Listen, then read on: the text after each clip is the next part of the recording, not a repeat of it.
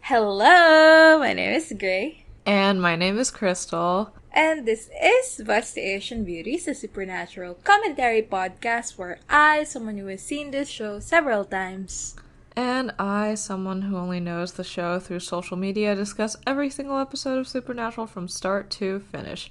Also, we are both Asian. both Asian. For today's episode, we will be discussing Season 4, Episode 5, Monster Movie. Written by Ben Edlund, directed by Robert Singer. Huh. I didn't notice any terrible zooms this episode, did you? Well, they were running Doing off a new a style, certain... a certain style, certain format. So it was like they were definitely having fun, but they were not experimenting. So Yeah. which is that what I makes would, sense. Describe Robert Singer's zooms. They are in fact experiments. Yeah. Yeah, this episode is not that good. And this is also a weird episode to have followed Metamorphosis, as we discussed before recording. It is. It is also just like for Ideologically an confused episode- as fuck. yes, Yeah. for an episode with a gimmick. First of all, I want to say this episode, as I said, has a gimmick, but it is so bad that you just forget it. Like, the gimmick itself is like a bit overwrought, and like the episode itself is trying to say things and then immediately taking those things back.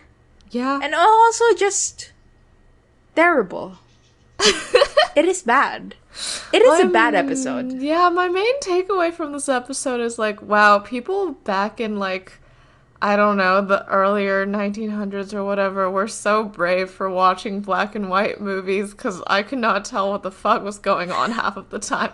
Also, I would love if Ben Edlund was normal about women sometimes, but alas, it will never occur. Yeah. It sucks because it's like, I don't know, for context, we didn't record for 2 weeks. So like, this is our reunion episode after 2 weeks. And I just feel like this is not a good episode to come back to, you know? Yeah. Yeah. The Ben Edlund, I don't know. Why do we like this guy? I mean, why do people like him? Did he do I The suppose he Man wrote Who good Would Be cast episodes. King? Yeah. We'll get there someday. I was entertained at times, I guess, but like it was just ultimately very frustrating. It was actually like very easy to figure out what they were trying to do early on, which is fun. At That's 14:28, I had the answer. Yeah, I like noted down the timestamp. Yeah, she was the monster. Like, I don't know. So, in a way, that's fun. It's fun to be like, ooh, I figured it out. But the fun does end there. Very much so. I thought maybe it was a genre thing that it was so fucking obvious who the monster was. Like, maybe, like, in older movies, it was really easy to figure out the mysteries. But, like, maybe it's also because in 2008 they were like, changing gender? That's not a thing. So, who knows? Anyway, so what did you know about this episode before going in? So, like, before, like, May 5th or whatever, all I knew about this episode was that it was in black and white, there were vampires in it, and it was considered, like, a fun episode. And then on May 5th, my mutual Dracula Gerard was live vlogging it a little bit, and, like, everything that he was saying was, like, just stuff like, what the fuck is wrong with Supernatural's ideology, blah, blah, blah.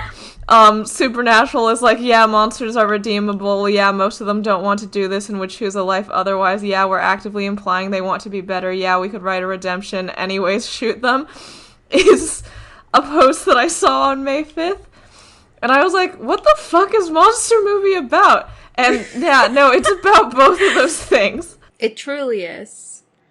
Well, the only thing I remember from this episode is that there's gonna be a Dracula figure, and Dean's gonna be tied up into an... What do you even call this? Like an elevated bed? I have no idea. Yeah, like, I don't know either. Yeah. It's a standing contraption. Well, let's start. All right. Let's get into it. So this episode doesn't have a before So sequence. far. Because, obviously they're trying to do something. And also, nothing they could show is gonna be relevant because this is an irrelevant episode. Yeah. So, yeah, no plot happening whatsoever. Anyway, like it starts off with like a Warner Brothers logo, very classic cinema. I say, well, to be honest with you and everyone who is listening, I'm not a film person. At all. And you're more of a film person than I am. Yeah, I find it very, very, very difficult to watch movies. So I have no idea what any of these are. And also, I hate horror.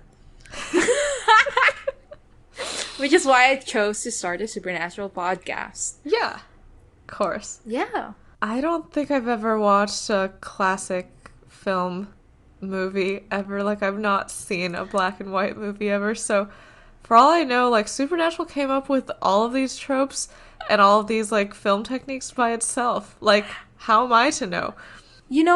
I have watched black and white movies. Andrei Tarkovsky? No. I don't know anything. He is like, I think, he was Russian, so the movies were Russian, and I liked to watch Russian movies back in my day. Okay.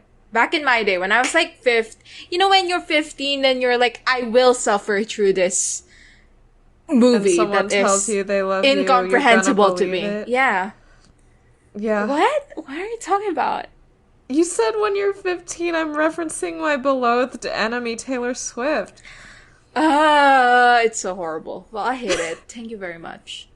I watched a couple Tarkovsky movies, and then I think I watched The Godfather, which is actually a very spectacular movie. I did love that. Wait, The Godfather's in black and white? No, it's not. But it's a classic. It's a classic. Yeah, okay. Yeah. That's my defense. So, like, I've never watched a Dracula movie, a mummy movie, a werewolf movie. I've never watched any. Yeah, I'm not even subscribed to Dracula Daily, which is, of course, the newsletter that the book Dracula is based off of. It's the one where it sends you the letters at the same timeline, right? Yeah. And, there's a podcast called, like, Read Dracula that I think is happening on the same timeline right now, and that's cool. I've been meaning to check it out because Johnny Sims voices one of the characters, but I have not bothered to yet. Why are we trying so hard to not talk about this episode? Because it sucks! Oh, whatever, let's just do it. Whatever. Yeah. Okay. Anyway, Sam and Dina, like, the music, like, first of all, the screen does the whole, like, let's show all the writers and directors and producers. And it's in a black and white. It's all in black and white. And as it pans down, we see, like, the Impala going through the night. And the music is, like, scary music from a classic monster movie. But we go to the Impala and we realize that the music is playing. Did you notice that? What? They drive past a sign called Welcome to Pennsylvania, and then there's, like, a lightning flash, and then the pen turns to trans, so it says Transylvania. Oh, that's horrible. Yeah. My notes are, no, the pen turned into trans, ... Come up with good joke about this before recording. I did not come up with a good joke about this before recording. Yeah. Unfortunate. Sad. Well, what I wanted to say first of all was that the music was coming from the Impala. Which, like, that is... I thought that was actually very funny. Oh, yeah. Like, I love diegetic concept, music. The concept of, like, you're just driving down the road in the middle of the night and the radio's like, dun dun dun dun. Like, I think that's very funny. Yeah. Yeah. Anyway, it's Pennsylvania. And Sam is reading, like, case files inside of the car. And I was hit with the realization that there is, in fact, no overhead flashlight in these old cars. So, like, Sam had to hold, like, a flashlight. A small flashlight over the ship that he's reading because it's the middle of the night. You know what? I've been saying that I want, like, an old car in the future. Yeah. This has completely changed my mind. I need a car with an overhead light. Yeah. That is my only condition. Yeah. Anyway, the case is apparently, like, a very basic vampire case. It's like, yeah, there's wounds on the neck, there's no blood, and the witness is like, yeah, it was a vampire. And Sam shows a little apprehension over the whole hunting down just some vampire while the world is ending. But Dean is like, you know what? We can't do anything about that, so might as well do this. Yeah, they haven't referenced the apocalypse since 402. Like, that's insane. They took a detour to be mad at Sam for doing nothing wrong for 2 episodes. Yeah. And also, like, I find it so interesting that at this point they were, like, trying to hide the fact, like, the reason why Dean wants to go to this case is because it's, like, in an Oktoberfest area. And he doesn't mention this. He was like, you know what, we're saving the world. And then immediately the next scene is like, let's party, baby. Yeah. Yeah. Oh, yeah. Dean. Right. Oh, he is so annoying this episode. Yeah. He also makes a joke about how they're taking a straightforward black and white case. Black and white case? Yeah. You're so funny and so meta, Dean. Which is, like, wow. funny and, you know, the fact that it's a black and white episode, but also, like, the implication that this is a black and white case morally is so funny to me. Yeah. Yeah. Sure is. So, we cut to town, and as you mentioned, it is Oktoberfest, and the camera is mostly just on women in, like, barmaid outfits that, like, show off their boobs and shit. And Sam and Dean get out of the car, and they're making conversation, and I actually did like this part, where Dean says that they have to see the new Raiders movie, and Sam says he already saw it, and Dean goes, without me? And Sam goes, you were in hell. And Dean goes, that's no excuse. But, like, they're both, like, being quite lighthearted and jokey about it, I feel like. Yeah. Like, there's, baggage around this. And I think that that's fun. Like, yeah, like, when terrible things happen, you do joke about it lightheartedly with your sibling. Mm-hmm. Yeah. Oh, and also the Raiders movie, I think it was... Is it Indiana Jones Raiders of the Lost Ark? That's the only thing that came up when I looked up Raiders movie. Well, I suppose it is that. The only... Yeah. What's Tomb Raider? That's, like, the girl, right? The video game you mean girl. Lara Croft? Lara Croft, yeah.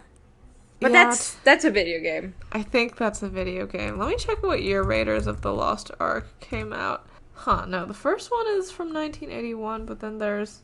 He said the new one? Are there more of them? Okay, there's an Alien Raiders from 2008, and there's a Treasure Raiders from 2007. I don't think Yeah, it's I any don't of these know. movies. Whatever. Who give a shit? What I hope Sam else? went with Ruby. I hope they had, like, a popcorn date.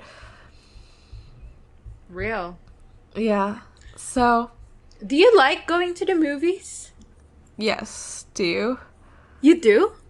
Yeah. Um, um, there was a time in my life where I went to the movies every week because I am a person with a disability, and one of the perks of that in my city, like pre-pandemic, was you can watch movies like every Wednesday for free. Yeah. So I was like, you know what? I'm gonna take advantage of this.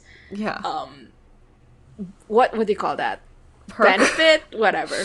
Yeah. Perk. I'm gonna take advantage of this perk, and I went for like an entire month every Wednesday to the movies, to the point that I knew the people who are also gonna go, because like it's every Wednesday and it's like people with disabilities and senior citizens. So it was like it's me and the grandmas who were watching. And I knew them. I was like, hey, it's me. We're watching the movies again. And then around the fourth time I watched a movie in the cinema, I was like, I don't even want to do this. I hate this. Like, actively. Oh, no. So I've never gone to the movies since. Wow. Congrats on realizing that about yourself. Maybe I would hate going to the movie theater if I went less, or if I went more often, but I feel like I only go twice a year. I don't know. It's fun to be in a dark room with a big screen. And also, like, it's fun in the way that a concert is fun, where you get to experience it with strangers who also laugh at the parts you laugh. And it's fun to assess, like, what gets people going and what doesn't get people going in the room. So, I don't know. I like it. I have also never been to a concert. So real. Yeah. Yeah. So, Dean gets both of them some big pretzels, and then a hot woman, Ewwwwww, walks by, and says hi to Dean, and like Sam and Dean have a shot where they're both like gawking at her, and then the camera, aka Robert Singer, does like a pan up from the legs situation for no fucking reason. And this woman's name is Jamie, and she becomes relevant to the rest of the episode, but has no personality or a life outside of anyone. So they see the sheriff and introduce themselves, and he takes them to the morgue where the victim whose death they're investigating is. So her name's Marissa Wright. She's 26, and the cop says something about how, oh, this is such a terrible thing to happen during tourist season. And, Sam snarks at him a little bit about it. And what they see is that the bite marks on her neck are just, like, exactly two, like, circular puncture marks, which are a lot cleaner than most vampire bites in Supernatural.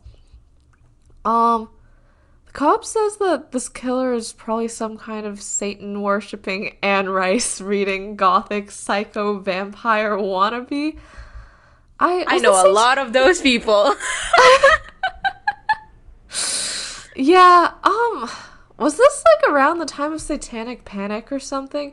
I feel like Supernatural mentions Satan worshippers, at least in earlier seasons, way more often than I would assume it would come up in any actual crime. That's fascinating. Was there like an era in the United States where that was like a concern by many? Yeah, okay. It looks like it was mostly the 80s and 90s during which the Satanic Panic was happening, but I'm sure there were ramifications into 2008. Yeah, people were... I don't know the exact details, but yeah, people were like very, very like, oh, like, this preschool is teaching our children to worship Satan and stuff about, like, just the randomest shit. Mm-hmm. Yeah. And the cop also directs them towards a witness named Ed Brewer, who he calls unreliable. So Sam and Dean go to the bar. Yeah. The thing about them going to a bar is that I've been so, like, supernatural deprived and so playing Disco Elysium for the past, like, few weeks because we had a break that, like, as soon as I saw them in a bar, I went, like, no, Harry Dubois, your sobriety! But no, neither of these people are Harry Dubois, and they are not focusing on being sober right now. Like, so Sam and Dean walk into the bar, as we said, and the bartender, Jamie, was like, oh, it's you guys. And Dean starts flirting it up. Like, he says, like, oh, I remember you. And then he looks over at her name tag, and he's like, Well, what oh, he looks Jamie. over at are her boobs, and her name tag just happens to be in the vicinity. They were, in fact, in the vicinity. And he's just like, I never forget a pretty everything. Oh, I hate it. Like, He's literally so multiple annoying. times. No, because sometimes, like, Dean would, like, do his thing, and I'm like, okay, he's doing it. And then this episode, I literally was going, ew, at my screen. Literally, ew. Yeah, Yeah. most of my notes this episode are just me saying, I do not believe that Dean Winchester has ever managed to have sex with anybody. He has no Yeah. game this episode, but it works? Yeah, he has the face card, though, is the thing. I guess. Yeah. And Sam redirects their objective and says that they're looking for Ed. Like, they say that they're feds, and then Jamie's like, ooh, are you serious? You're seriously a fed? And then Dean says, like, he leans forward and he does, like, this tone with his voice where he's, like, all low and sensual, and he says, like, I'm a maverick. A rebel with a badge. One thing I don't play by, the rules. It is honestly so bad. It is so bad. Like, I don't know what he's trying to do. Like, this is clearly, like, an act. Like, no one would read this as coming off as genuine. Like, why is he doing it? Yeah. Yeah, at least Sam's, like, rolling his eyes behind Dean. Yeah. Anyway, they end up talking to the witness, and the witness is like, what is this thing he's drinking? Like, From? it's called a beer stein in the Yes. transcript. It's like a giant thermos. Like, you know, like in the Philippines, I don't know if you have this in other countries, but there's like a giant thermos where you put like hot water, and if you're like drinking coffee, that's where you get your water. Yeah. Yeah. And it looks like that, but it has beer. So the guy's like a little bit intoxicated. And they do a thing throughout where, like, if he's feeling tense or he's about to say something, he gets like the giant mug, or I don't know, the beer stein, and then drinks from it. But yeah, anyway, he's saying that, like, oh, I told the cops everything, but they didn't believe me. And Sam and Dean were like doing their usual, don't worry, we'll believe you. Yeah. And then he starts talking. He says that he was walking down the street, he saw this couple that he thought was making out, but the girl was struggling too much, and the guy was biting her neck. And Sam was like, can you describe the man? And Ed just goes, oh, he was a vampire. And Dean's like, okay, and by that, you're immune. And he just keeps saying, like, I mean, he was a vampire. Like, he was very adamant. And then, finally, he describes what the vampire looks like, which is that he has fangs, and he has slicked back hair, and a cape, and, like, a little medallion. And Dean goes, like, okay, so this guy is Dracula? And Ed goes, yeah, with the accent and everything. And then he does the accent. He says like, yo, stay away. I can't do the accent. I'm so sorry. I don't want to try it. I can do many voices in this podcast, but I am very bad at accents. But yeah, he's like, oh, what? You don't believe me? And we cut to Sam and Dean, who are just staring at him. Yeah. And then Jamie and Lucy are chatting. Lucy's the other bartender. And watching what's happening. And, Lucy mentions that Ed Brewer has a crush on Jamie and therefore tips her in $20 bills. And then she does this thing where, like, she takes a napkin and, like, puts it between her lips to, like, leave a lipstick mark. Yes. And I thought this would be more relevant to the episode than it was. Yeah. Like, it's relevant, but, like, barely. I thought that it was, like, it had to do with, like, I think my theory around this point was that Lucy was a witch and that this had something, like, her lipstick had something to do with what was happening. But yeah, that's not really the relevance of that. So then Dean comes up to the bar and then he starts flirting with Jamie again. Sam notices the lipstick print, which I guess is important. And then he and Dean just say, like, okay, like, this is definitely not a real vampire. This is just, like, some goth murderer person. And Dean goes, okay, yeah, they but were who like, cares? well, we're supposed... Yeah, they were like, I guess we should leave then. I mean, yeah, the person did murder someone. But you that's know. not our thing. Yeah, I'm just... This does annoy me a lot because, like, like, we already knew this, but it makes it very clear that, like, their work is not about the harm that's wrought. It's about how they think that, as a human, they're allowed to be judge, jury, and executioner for anything that's not human. Yeah. And, like, it's good that they're not being, like, cop vigilantes in a human hunting sense, but, like, it's still annoying. Yeah. Yeah. So Dean's like, let's not go, because it's Oktoberfest. So let's just hang out here as more murders happen. And he goes, there's beer and bar wenches. And then Sam, like, pulls out his, like, Gender Studies 101 textbook and goes, pretty sure women today don't react well to the whole wench thing, Dean. And then, because Ben Edlund is a person who exists, like, Dean, like, he, like, yells to Jamie, like, hey, bar wench, where's that beer? And she, like, shoots him a winning smile and is like, coming up, good sir. So, like, this was just Ben Edlund totally pwning the feminists by showing that women do like to be called outdated, demeaning terms. Good job. So she comes to the table with Dean's beer, and Dean makes, like, a joke about how Sam doesn't drink because he's a Christian Scientist, which I guess is what, like, him just trying to knock out the competition before it's too late. And then they're flirting more.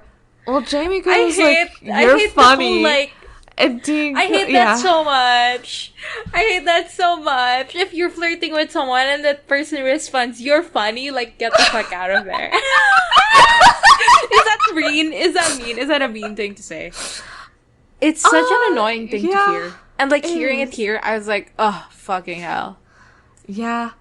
Yeah, Dean goes, I'm a lot more than that. I'd love to get a chance to show you the rest. I want you to look at my pee-pee so bad. What time do you get off? But then, you know, Jamie rejects him Andrea style, where she goes like, yeah, no, like I said, you're funny. And then she goes away. And then we have the famous scene where Dean says that since he came back from hell, like, without any of his scars and all of that, he's a virgin again. He has been rehymenated. And my note here is diversity when this trans man is misogynistic. It literally is. Yeah. So, yeah, Sam's like, okay, fine, go get dehymenated or whatever. I'm gonna go to sleep. And, Dean tries with Jamie again, but she says that she can't because she's having a girls' night out with Lucy. And, like, she also says, like, oh, like, no self-respecting bar wench lets herself get picked up by a customer on the first try. Oh, I'm so bored, I'm sick and bored and tired. And then, the scene ends with Dean saying that the case isn't weird enough for him, so he's probably gonna skip town, so they have to fuck tonight. Jamie keeps on calling him G-Man throughout this episode, and I did find out that that means government man, and it's like US slang. Oh, I didn't know that.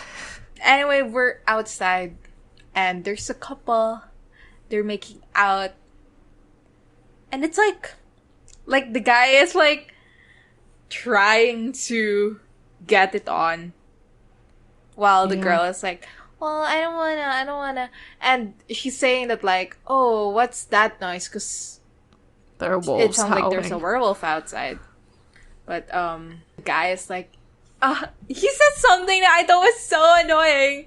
And by annoying, I mean like genuinely like so terrible. He was like, oh, and like a man like doesn't get to fucking come or whatever. Like he becomes like sick in the head and everywhere else. Yeah. Fuck this guy. Yeah, no, this is... Yeah, it's bad. It's very bad. I'm glad he dies. Yeah. I literally am glad he dies. But, yeah. The girl keeps on noticing that something's coming up and the noises are getting louder. And then the guy pulls away to say, I have told you there are no wolves in Pennsylvania. And then the moment he says that, a werewolf body reaches into the car, takes him out, and I guess, I don't know, tears him to pieces. Eats him? Yeah. Yeah. Also, I looked up the there aren't any wolves in Pennsylvania thing. There's a wolf sanctuary in Pennsylvania. I'm sure there are, like, wild wolves, too. But, I mean, this guy is full of shit anyway, so I think that was just another of his full of shit sentences. Mm-hmm. Yeah, and... Right, the bit of the werewolf we see is just, like a human hand with, body, like, claws covered in, like, fur. And, okay, question. In the past, when we've seen shapeshifters, they've only taken the form of, like, existing people, right? Mm-hmm. Like, can they actually turn into anything? Or, like, do they need, like, a bit of your DNA or something? Okay, so they can turn into anything. So I think they need your DNA. So right? How did this shapeshifter turn into a werewolf? Actually, maybe they don't need the DNA. Maybe that's the guy who was, like, doing the sleeping thing. The dream thing. Oh, right. Yeah, and Mia could turn into anyone if she had, like... Yeah. A photograph? Yeah, I think so, yeah. Okay. Well, let's see. Supernatural Wiki says that shapeshifters are monsters that can take the form of any human being. This isn't a human being. People have said this. People have said this before, but, like, even the size difference, like, you shift to a kid to an adult. Yeah. Like, where does the mass go or come from? I don't know. Though, I mean, I guess we learn later that the shifter, like, has been using a lot of Party City props. So maybe they were, like, fully just in a fursuit. Exactly. Yeah. Yeah. we have like a scene where Sam and Dean are asking the girl Anna Marie some questions. They have a comedy bit throughout the scene where she's like got like a Slurpee that she's like drinking very loudly from, unsure why. And she explains that, a werewolf came and tore her boyfriend into pieces. Right, and it's the same I thing with Ed. understand. Yeah. I understand that they're doing a comedy bit, but I was like, I don't know. I was annoyed at the levity that they were treating this tragedy that happened to this woman. Yeah, they are laughing at her the whole scene. Yeah. They are. So, Dean's like, can you describe the creature that got your boyfriend? And, just like with Ed, she goes like, oh, it was a werewolf. Like, yeah, it was a werewolf. It had a furry face and a black nose and claws and the torn up pants and shirt. I did find the torn up pants and shirt funny. And she says, like from the old movies, which is our first hint, sort of. So Sam and Dean go to the morgue, and they're like, this is fucking weird. And they get out Rick's body bag, and yeah, he really was just torn to pieces. There's just like entrails and goop in there. And they notice that there's bite marks right down to the bone, but the heart is still there, so this isn't a werewolf the way they've encountered them before, and this also isn't like a human killer dressed up as Dracula because of the bite marks. And the sheriff comes in and confirms that there were wolf hairs found on the body. So, confusing shit. Yeah. In this scene, Dean, goes I'm getting a headache, and then he raises his hand, to his head, as if he's getting a headache. And I was like, oh, you can see his ring! And you can. Nice. And then I looked down at my hand to be like, oh, I have the same one. The same finger. Whatever. So, Sam and Dean are back in the bar, and they're talking to each other about what's happening. They're just having a regular conversation about the case. And Jamie walks in, gives them both a beer, and she acknowledges that they're staying because of the whole Rick situation, the guy who died via werewolf. Yeah, and she says oh, by the way, I get off at midnight tonight, so I'll see you tonight. And yeah. Yeah, and in the background we see Lucy doing her lipstick thing.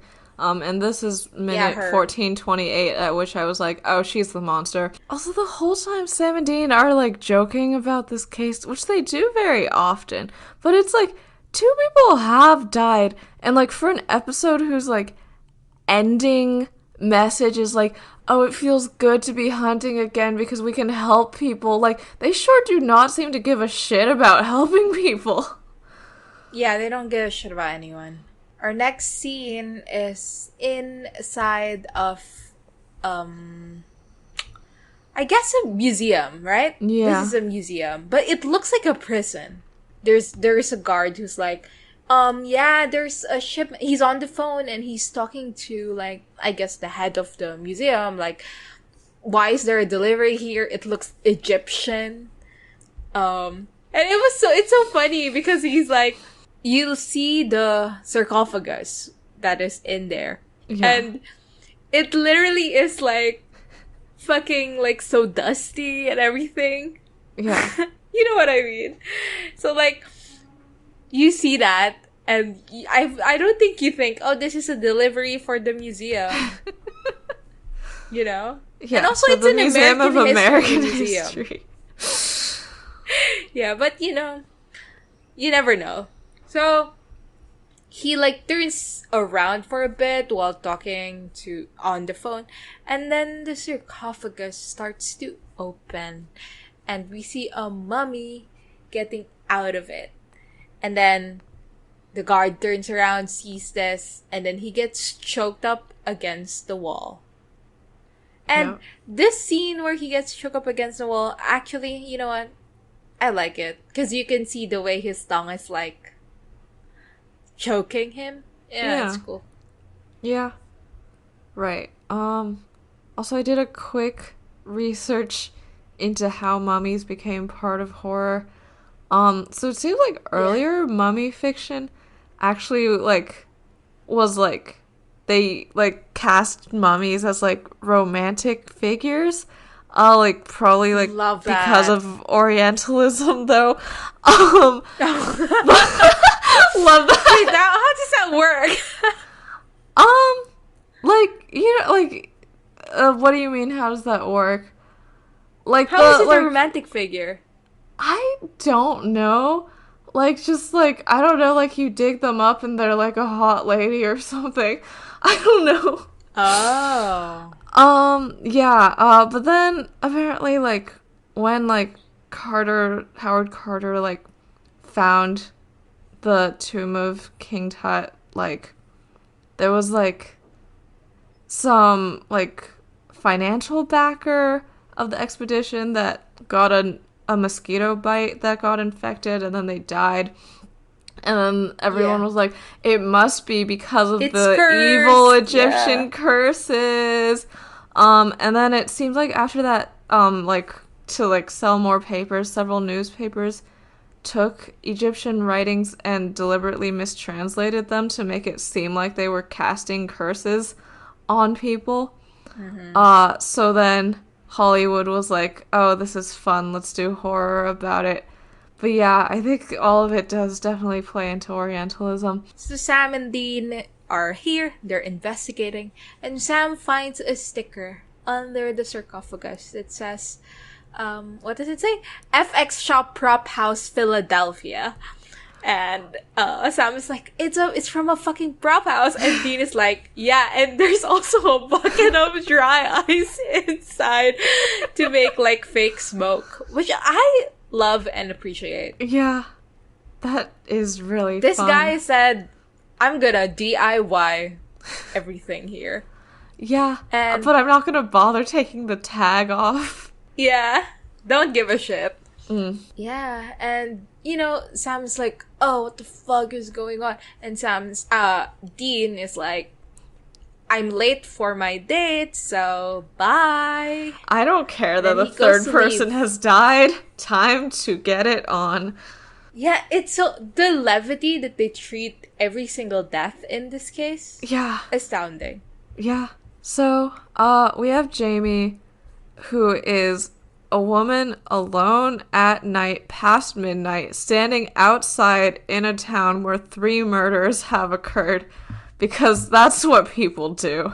You know, it turns out Dean's like too late, so she starts walking home, but then a fucking Dracula appears and is all like, good evening. So Love that. he starts following her and calling her Mina, and saying that she's like a reincarnation of his beloved, and she's fumbling in her purse, and then she gets out her pepper spray and gets him with it, and then as soon as she Yeah. gets him with it, like, he drops the accent, he drops, like, the way of talking, he goes, like, son of a... So, we know that something's up there. And then Dean comes in and sees the situation, and says, like, son of a bitch, and Dracula, like, says something about how he shouldn't use such language in the presence of his bride. And then there's, like, a brief fight scene, where Dean yells at Jamie to run, and she does, which I love. Like, literally, who give a shit? And at this point, Dracula calls Dean Mr. Harker and Jamie Mina again. And then more fighting.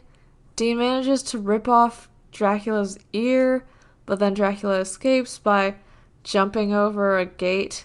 And he gets on a motorcycle and drives It's away. not just a motorcycle. It's like a Vespa.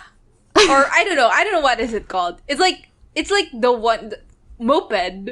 It says it's a moped, but like it's like a small like motorcycle. I don't know. Yeah, he looks very. I don't know anything about motorcycles.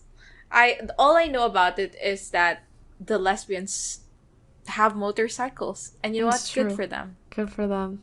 It does make them hotter. There's during like Pride in here, like in Manila. Yeah.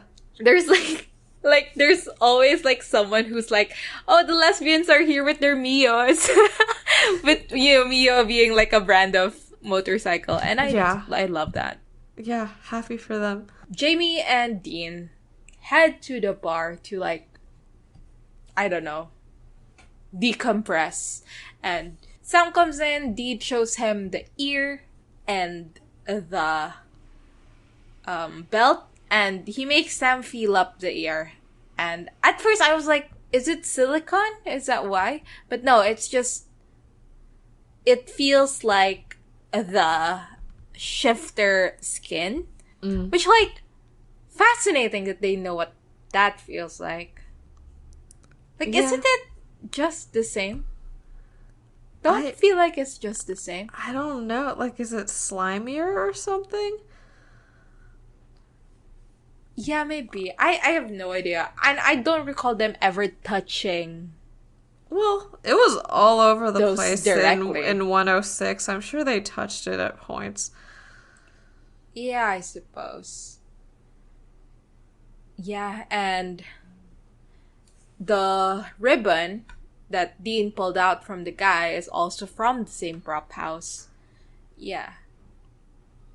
And so now they've connected Dracula and the mummy, and I guess the wolf guy as well. And Jamie, like, pops up and says, like, oh, so you guys are like Mulder and Scully? Are the X-Files real? And Dean is like, no. The X-Files is a TV show. This is real. He's so annoying.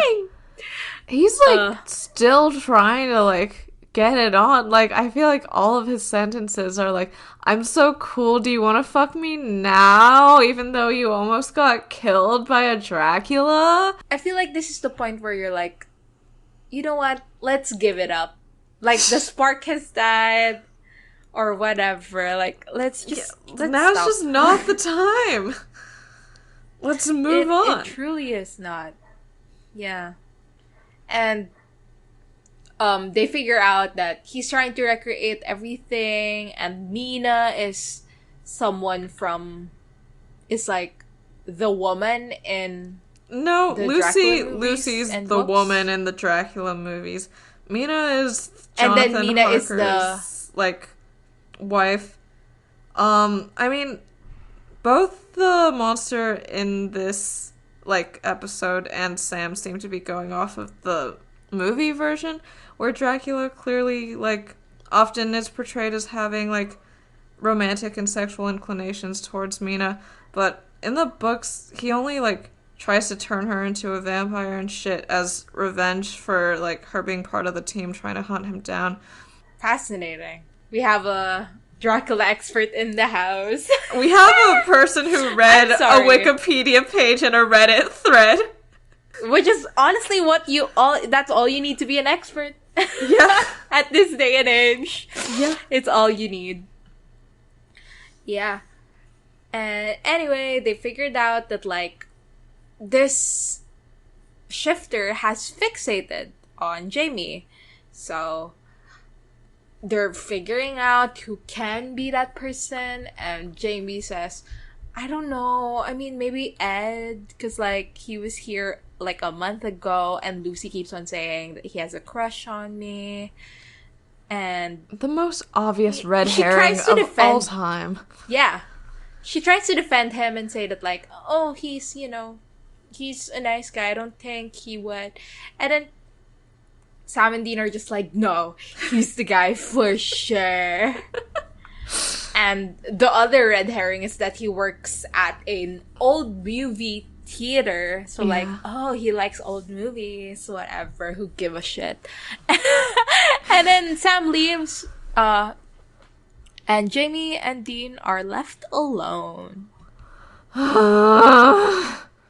So, they're talking a bit about the shapeshifter. And I was like, this is a shifter episode. At what point do they reveal that Jamie is actually the shapeshifter? But they don't do any of that. But, like, I think that makes sense for the personality of the shifter in this episode. Like, there isn't really deception going on, just theater.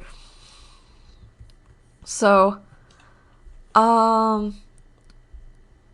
she asked the thing that, like, every woman in every Supernatural episode asks. Like, I'm pretty sure Sarah said this exact same thing, where she's like, oh, so this is what you do? Like, the two of you just go across the country on your own and fight horrible nightmares?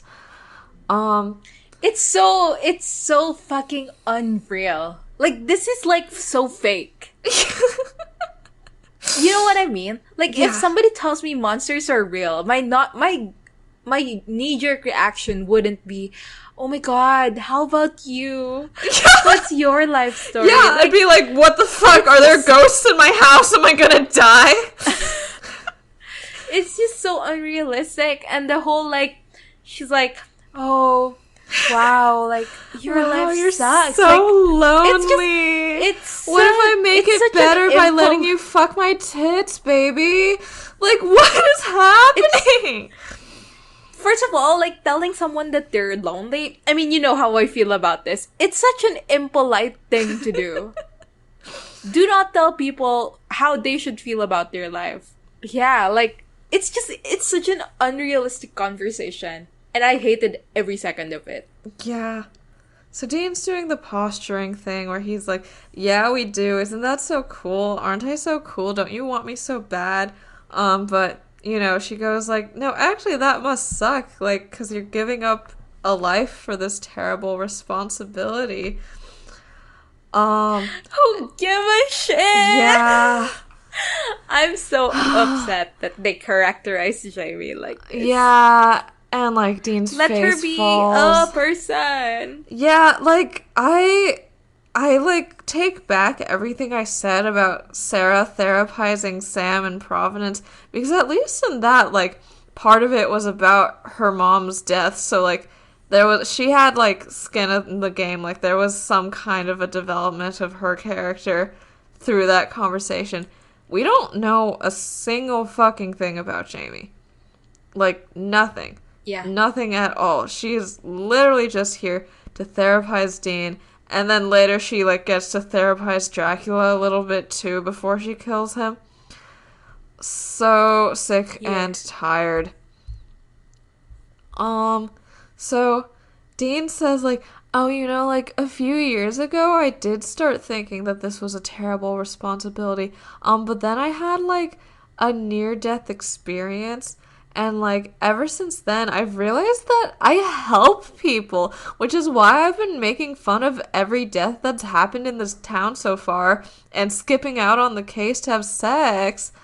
I don't just help them, I save them. I'm fucking sick of him. I hope he dies. Put him back in the ground.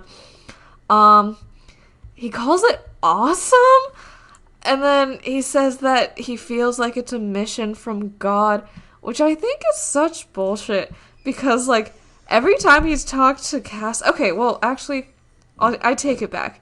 In, like, 402, Cass is like, who give a shit about hunters, who give a shit about saving people, whatever. But then in 403, I guess Cass is the one who's saying, like, don't you care about saving people? So I guess Dean could sort of read that as, like, God being pro-hunting.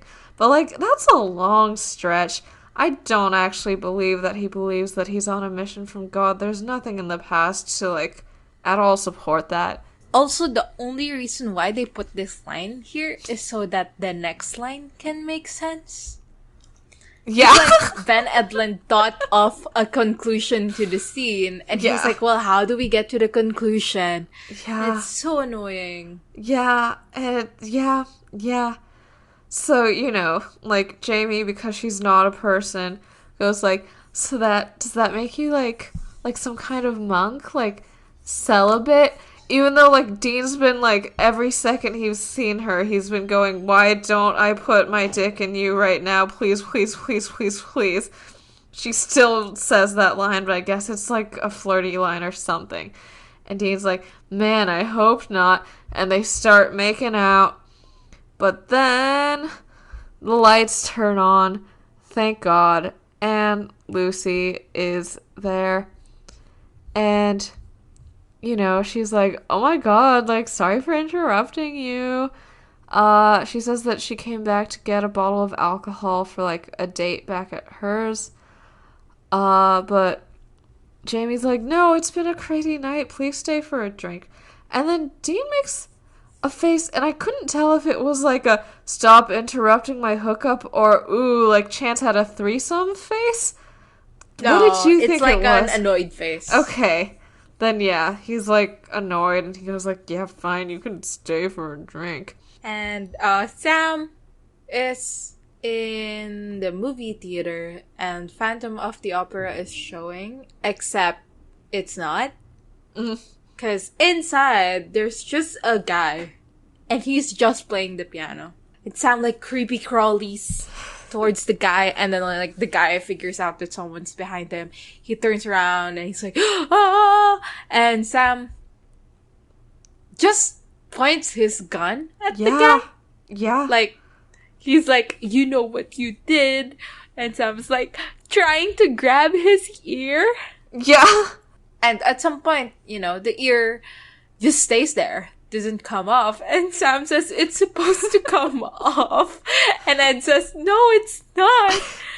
And I love that. And then Sam has this, like, super apologetic look in his face. Like, the same one that he had in Sin when City. he, like, shot those guys with the holy water. What did he shoot them with? He shot them with the holy water, right? Yeah. Well, I think he had, like, a Just, real like, a loaded funny gun, and then he splashed them with holy water.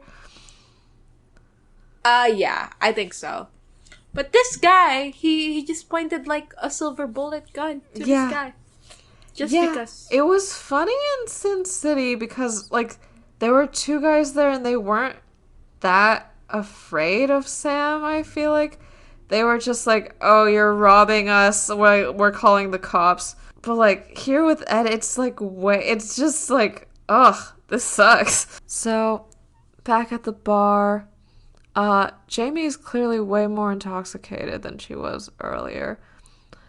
And Lucy does her napkin thing again, and they're just sort of telling the story of what happened. But then Jamie sort of, like, starts passing out, and Dean finds that his vision is also swimming, while Lucy is staying, like, completely sober, so he realizes, oh, she's poisoned us somehow. And he punches her, and she falls over, and, like, her, like, jaw sort of, like, dislocates in a way, and then she, like, shoves it back into place. And she relocates it. Yeah.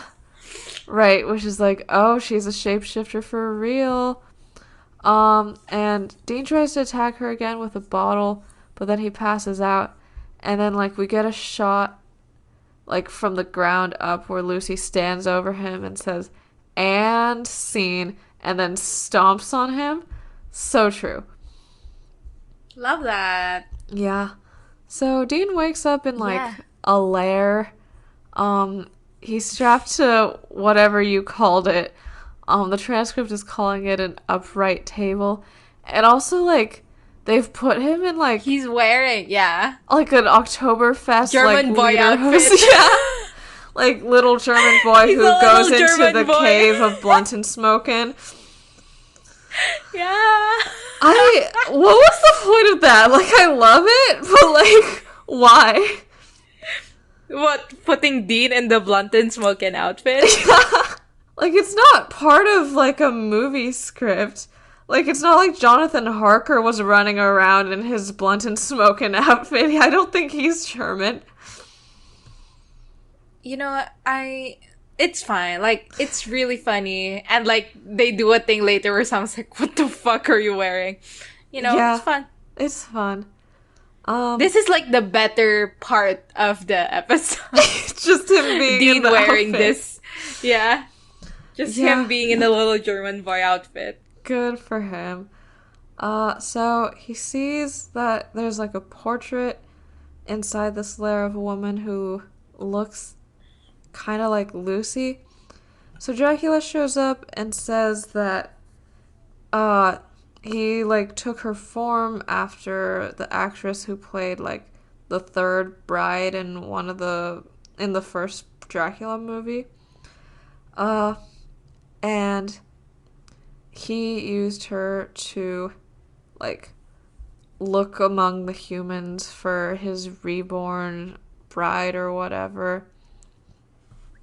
And Dean's like, oh, okay, so like you actually believe that you're Dracula, like, or something. Like, what the hell was up with the mummy then? And Dracula says, like, I am all monsters. And yeah, Dean says, life isn't a movie. And the Dracula says, like, well, life sucks and it's small, meager, and messy. And the movies are grand, simple, and elegant, so I choose that.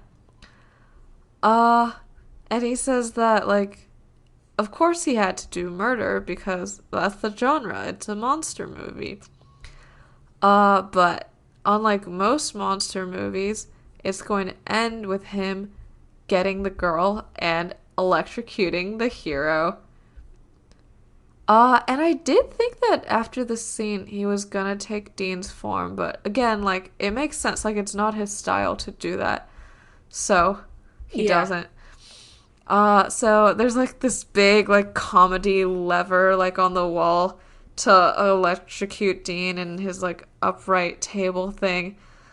But before Dracula gets the chance to do that, the doorbell rings, and he, like, leaves the lair, and, like, turns out he, like, just lives in, like, a nice suburban house, and he just built this somehow. On what budget? He opens the door, and there's a pizza delivery boy, and, he's, like, doing his funny Dracula thing, and he's like, thanks for bringing, like, a repast.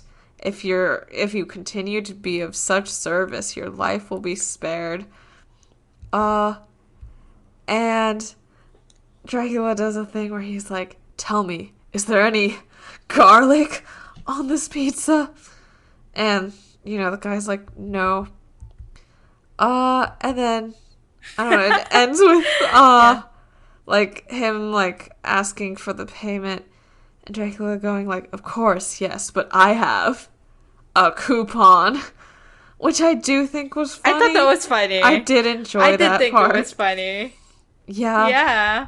And, Sam goes back to the bar and notices that Dean and Jamie are not there, and he's like, okay, I'm gonna call Dean, and he leaves a voicemail saying that, he knows that Dean left with Jamie, but Ed's not the guy, so they're gonna figure out who the guy is. And then he notices the bottle on the floor, the empty seats, and he notices the napkin with the blotted lipstick on it. And, one way to know that you have never worn makeup or consumed makeup content is the fact that you don't know the word for blot. Like, you don't know that's what it's called, like, blotting your lipstick. I thought that was very funny. And every single time you said it, I was like, oh, Crystal has never watched a beauty tutorial in any way, shape, or form. Wait, so, like, what do you do? What's the blotting for? Like, to reduce the intensity of the color? No. It's just to remove, like, the excess so that it stays, like, matte for longer, and it, like, doesn't displace as much. So if you're, like, drinking, for example, on a cup or a mug, it doesn't transfer to the mug. Okay. Got it. Cool. Yeah. Thank you for this educational opportunity. Yeah. I don't use it anymore because I'm, like, not a lipstick person anymore, which is very sad because I used to be the person who, like, wears black lipstick to school. Nice. Yeah, but now, alas, Yeah. it is not the vibe. Well, Sam figures out that it's Lucy because of the lipstick blot napkin.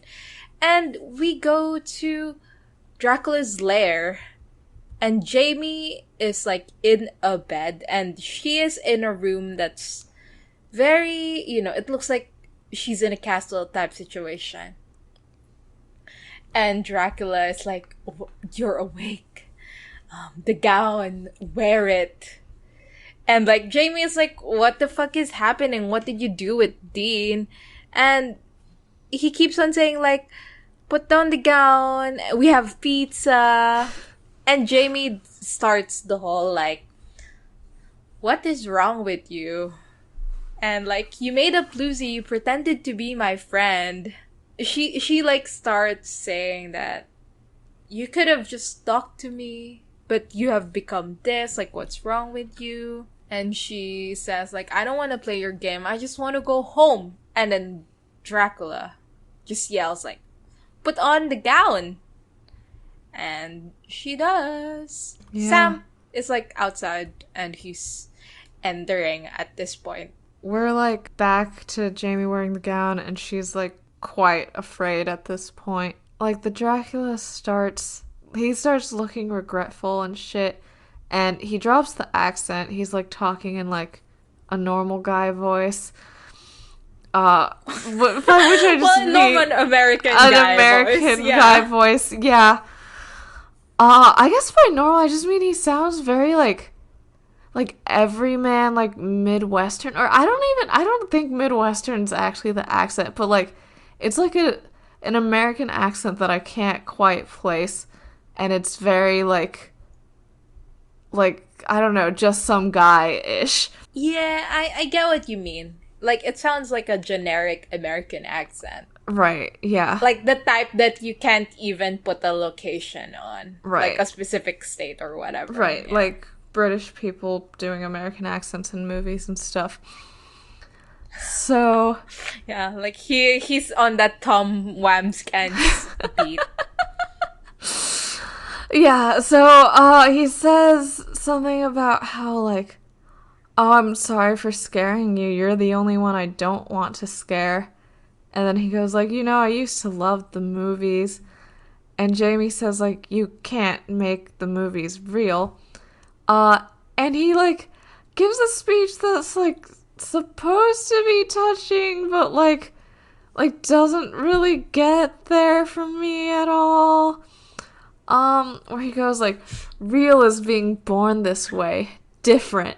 Real is having your dad call you monster. It's the first time you hear the word." And he tries to beat you to death with a shovel, which that part does suck pretty bad. And he says that he like tried to run and hide, but like no matter what, like he was found out and attacked and called a freak and a monster. But then he like found monster movies and saw how like in their movies the monsters were strong and feared and beautiful.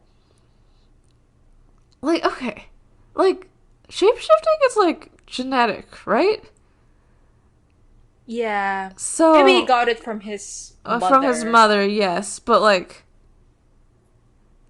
I guess maybe like if his mom's like a cis woman and his dad's a cis man, then like I guess maybe he could have knocked her up and then she like went and like left him there. Like I just don't see how they would be like in a committed relationship for like the 9 months of pregnancy without him knowing that she was a shapeshifter, you know?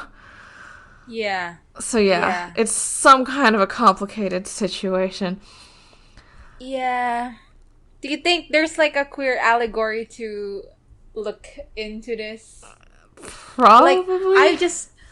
I when he was saying this, I thought about this. I don't even recall who said it, but like somebody saying like, "Oh, like the reason why queer people love like horror movies is that like, there is this aspect of like alienation to the queer experience, and it's like, oh, there's relatability here." And blah, blah, blah, blah, blah. I'm sure many scholars have looked into it. Yeah. The queerness of horror. Yeah, probably. I unfortunately do not frequent like going into Google Scholar for media like analysis anymore. But yeah. Yeah, yeah. Yeah, I think that there could definitely be a queer reading of this. Um, but I feel like they definitely write this character as very much like a cis het man, despite him taking Lucy's form at some points. Yeah. Yeah. It's like fascinating to me that like when I was watching this scene, I was like, okay, sure. If they kill this monster at the end of this, it would be absolutely hilarious though. And then they did. They literally did. And they did. Right. Yeah.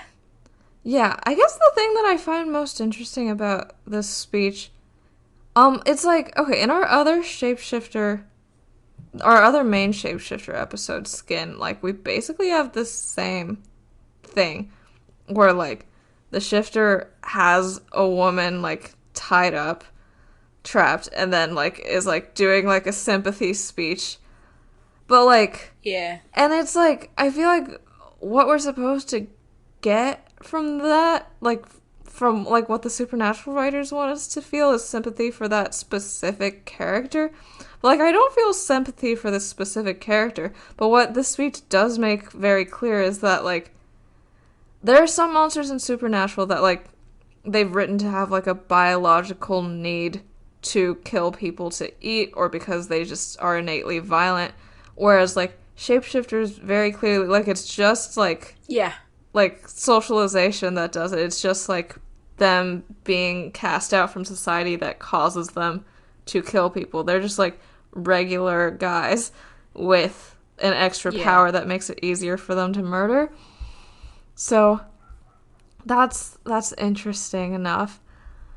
And I don't know, like, I've been listening to a fiction podcast called Monstrous Agonies, which is like, it's like, the format of it is that it's like an advice show for creatures of the night, and it's set in a world where like monsters used to be like hunted and oppressed, but now they're like a protected minority class and have been like incorporated into like outside society. And it does like make me sad when I like watch Supernatural and see shit like this, because it's like, if they didn't like keep shapeshifter shit like secret because like, oh, we're hunters and we can't let like civilians deal with the fear or whatever, like, this guy would probably be fine. Like, all of them would probably be fine. Yeah. So, and then because Jamie is not a person and she's just here to make men feel better, she goes like, oh wow, that sounds lonely. And No, I don't think it's that. I don't think that's the vibe. I think she was like angrily like being like, oh yeah, you're commanding and terrifying. Well, you're also lonely, so fuck off. Yeah, I guess. But she's also here to be the audience to his sympathy ploy. She is. Which is quite annoying. And he's like, well, but now I have you.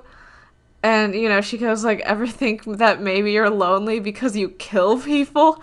And then we have an absolute clunker of a line where he goes, or I kill people because I'm lonely. But because that's the line that we end this scene on, like, that's what the writers want us to think, right? Even though it's a total clunker of a line, which makes, like, him being killed right after this quite confusing ideologically. Yeah.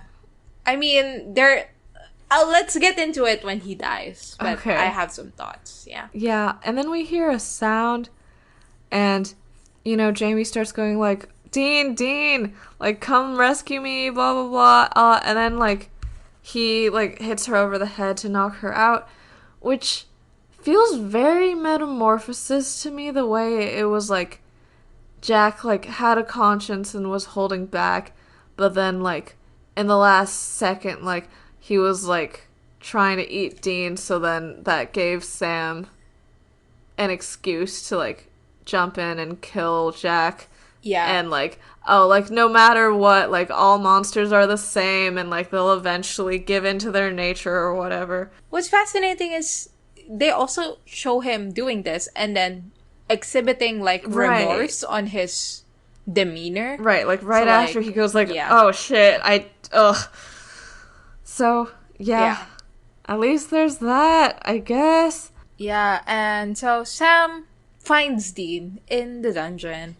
He unties him and then like jokes about his outfit, and Dean's like, shut the fuck up. And they enter like further into the set. They find the bedroom. Yeah. Oh, like a fun set detail is that one of the doors that they open, it looks like a double door with like, you know, those iron circular knockers. But it's just a single door. Yeah, it just has a one hinge. Like, he just like carved it like that to make it look cool. Yeah, I love that. Sam comes in first and then attracts the Dracula, and Dean comes in and then attacks him, and then I don't know. Like, there's a gun somewhere. Dean tries to reach it, but doesn't happen, and then eventually the Dracula gets shot by the silver bullets in the chest, and he turns around and it's Jamie. Yeah. And like, at least it's Jamie. Yeah. Like, yeah, at least it's Jamie. Like, yeah, she has full rights to do this. Yeah, and like the shifter was like, wow, it was Beauty who killed the beast. And he goes into like a little monologue where he's like, no, Mina, do not weep.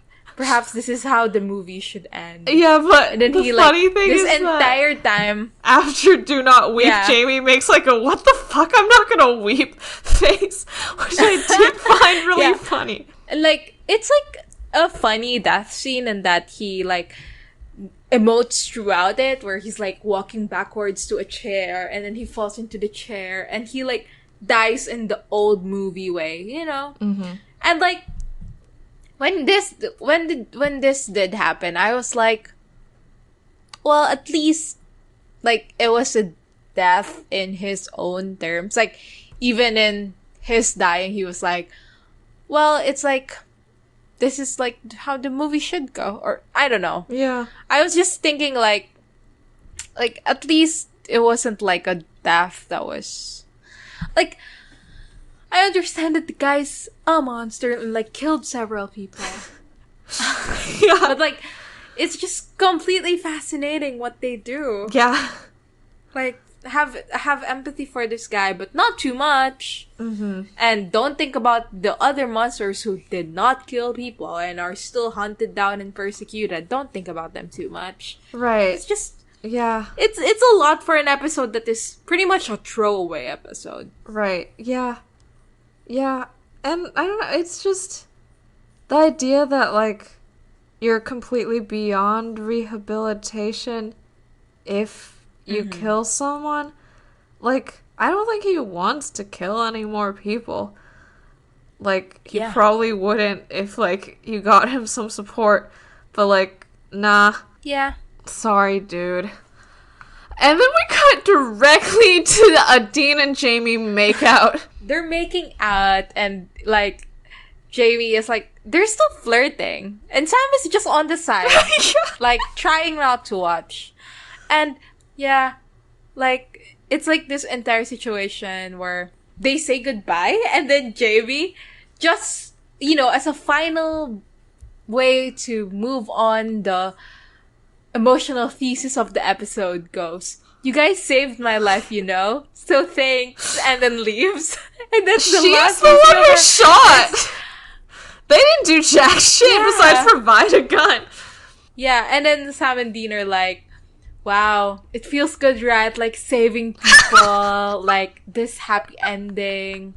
Hero gets the girl, monsters die. Yeah. And like, he said, like, the shifter had a point. It would be nice if life was a simple movie. Yeah. Also, And like, I don't know, it's just, yeah, what a fucking wild... annoying as shit. I The fact that they bothered to, like, have the whole, like, feel sympathy for this guy scene, and then immediately after they were like, there was no moral grayness here whatsoever. This is so good. Yeah. Yay. And also, we definitely care about saving people, and that's what we do things for, even though we clearly did not care at all this entire episode. Also, it's like, you know, we've talked about, like, the ickiness of, like, them hooking up with, like, the damsels in distress of the episode. And I was like, okay, well, for this episode, it's not that bad because at least, like, they were, like, attracted to each other before that. But the fact that it ends with Jamie being like, thanks for saving my life, like, You does saved me. make it Yeah. seem like when they finally did fuck, which I guess did happen because Dean calls it a happy ending with a happy ending, meaning he's orgasmed at some point. Like, it was, like, in the context of, like, you saved me from being raped by that monster, so now I'm going to fuck you. And that sucks. Yeah. Well, I mean, that's pretty much it. Oh, wait, we need to talk about how Dean's ideal movie life is Porky's 2. I have no idea what that is. So, Porky's 1 is a sex comedy set in high school, that involves, like, I don't know, there's a scene where, like, a teacher tries to yank a student's dick off or something, but I think Porky's 1 is best known for, a scene where the boys are spying on the girls in the showers, and, like, the actors, who I'm assuming are all adults, are, like, shown, like, nude and shit, and, like, it's considered, like a sexual awakening, like, dirty scene for, like, people back in the day or something. Porky's 2 is a little more... I don't really know what Dean likes about it. The plot of it is that there's, like, the same high school students are trying to put on Romeo and Juliet, but then, like, there's, like, a church group that's against it because, like, they think that Shakespeare is, like, indecent. And Of the devil? Yeah, and then they get the fucking KKK to back them up because the actors, like, the actor for Romeo is native and the actor for Juliet is a white girl.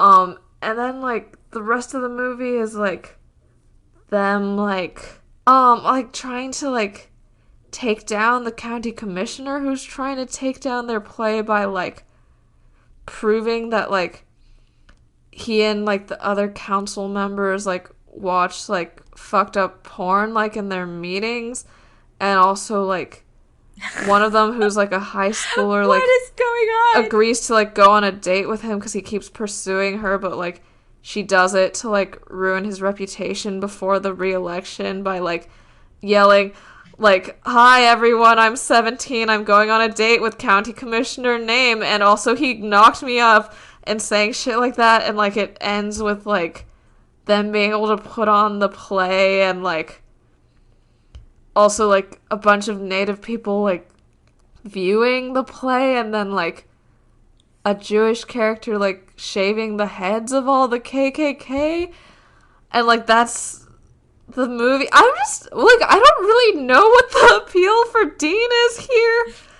Like, I know what the appeal of Porky's 1 is to Dean, because he's a creep. I don't know what the fuck Porky's 2 is doing for him. Well,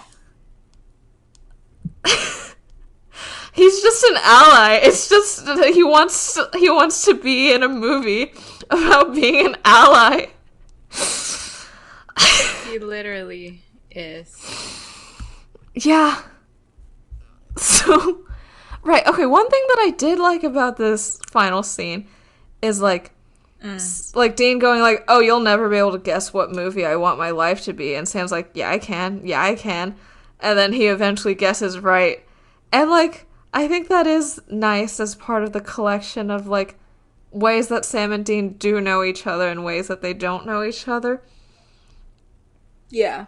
Yeah, but unfortunately it's this. Okay, so, I mean, what are your thoughts for, like, the general episode. I mean, it's what yeah. They sure tried to do the opposite of what themes and motifs are. They literally do. Well, what is our best line and worst line? For me, my worst line is probably the bar wench line. I just hate it. Yeah, that fucking annoyed me. Anything that involved Dean and Jamie flirting, bad. Did not like it. Yeah. I would say I also... what's my best line? Well... I know there's a scene that they want us to give the best line award to, but, I don't... I like the, I have a coupon. Yeah, I actually did laugh at that what one. I was thinking. That was very funny. I have a coupon, or the part where she says that the werewolf has torn up shirt and pants on. I thought that both of those things were very funny. Yeah. Well, what's our next segment? Spreadsheet. Spreadsheet, right? Well, there sure was a misogyny. Maybe multiple misogynies. I would say the misogyny actually exceeds 2. Yeah, I would say it is probably at a 3. Yeah. Yeah. What the fuck was going on there? And then racism. You know what? I don't know. I don't think there's racism or homophobia here. Yeah, I don't remember any racism or homophobia. Yeah. It flirts at racism with Porky's too and the Mummy, but it just doesn't feel like enough for anything. Mm-hmm. So yeah. Yeah. Yeah. Well, Slaycation. There we go. Well, what is our IMDb. guess for IMDb? I feel like people would find this episode generally amusing. What did Tall Tales get? I'd probably take whatever Tall Tales got and then subtract 0.2 or 0.3. Let's see. Tall Tales was 2 what? Tall Tales was a 9.1. Oh. Okay, I guess I'll guess a fucking... That is definitely not true. I'll guess a fucking 8.8.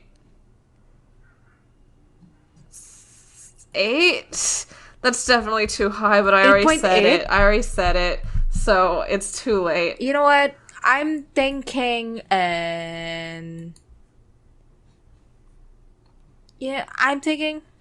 well, an 8.1.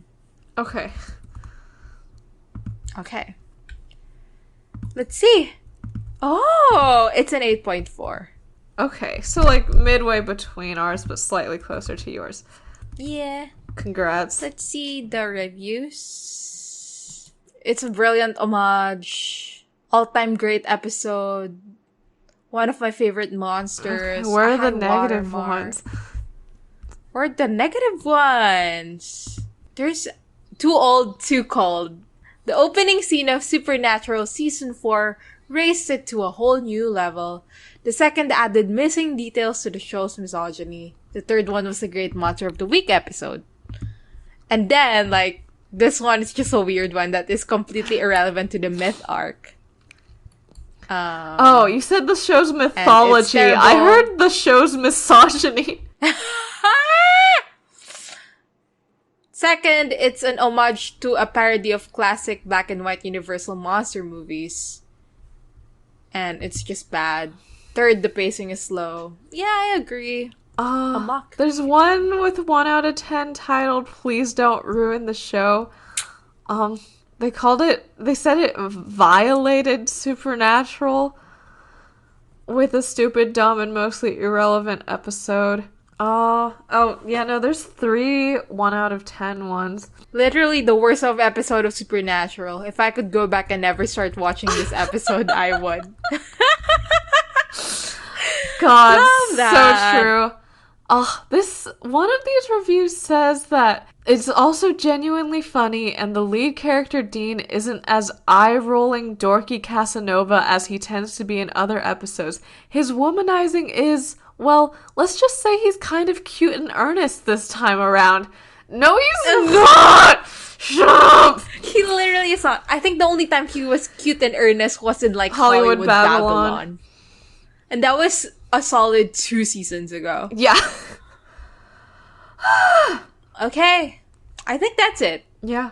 for this episode of Busty Asian Beauties. Next week, we will be discussing season 4, episode 6, Yellow Fever. What a great title. Wow. You know what? It's the first Andrew Dab episode. Oh, no. Isn't that an episode? Yeah. Didn't Eric Kripke apologize for this episode?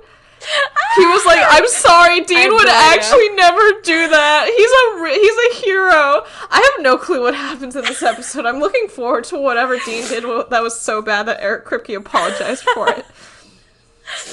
Yeah, I mean, yeah, leave us a rating or review wherever you get your podcast. Follow us on social media. We are on Twitter at twitter.com/beautiespodcast and on Tumblr at bustyasianbeautiespod.tumblr.com.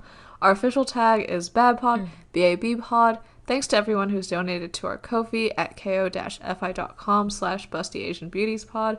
And check out our merch at babpod.redbubble.com. Yes. I don't know what comes next. You can email us any feedback, comments, or inquiries. Email us. Yeah. Email us. bustyasianbeautiespod@gmail.com. See you guys next time. Bye.